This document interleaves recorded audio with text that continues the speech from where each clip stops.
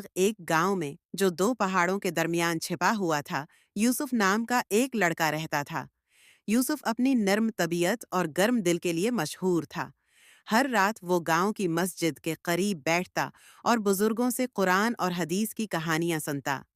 एक सर्दियों की शाम यूसुफ ने देखा कि एक बूढ़ा शख्स सड़क के किनारे बैठा कांप रहा था।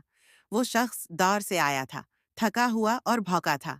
यूसुफ फौरन अपने घर गया और एक छोटा चराग, कुछ गर्म रोटी और एक कंबल ले आया।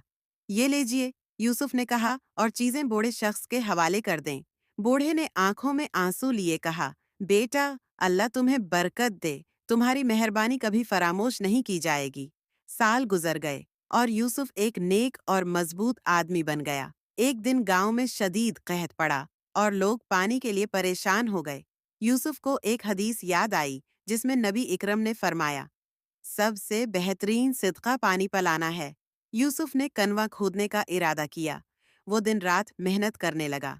इसकी लगन और ईमान से मुतासिर होकर बहुत से गांव वाले भी उसके साथ शामिल हो गए। आखिरकार कनवा मुकम्मल हो गया और इससे ताज़ा पानी बहने लगा, जिससे गांव के लोगों को राहत मिली। एक दिन गांव में एक मुसाफिर आया और यूसुफ से मिला। ये वही बूढ़ा शख्स था जिसकी यूसुफ ने सालों पहले मदद की थी। वो शख्स अब एक ताजिर बन चुका था। इसने यूसुफ से कहा, तुमने मुझे अंधेरे में रोशनी दी थी, अब मुझे तुम्हारी मदद करने दो। इसने गांव को सोने के सिक्के दिए ताकि उनके पास आने वाले सालों के लिए वसाइल हों। यूसुफ ने मुस्कुराते हुए कहा, अल्लाह के लिए की गई मेहरबानी हमेशा बढ़ती है। गांव खुशहाल हो गया और यूसुफ की शफकत की मीरास आने वाली नस्लों के लिए एक मिसाल बन गई।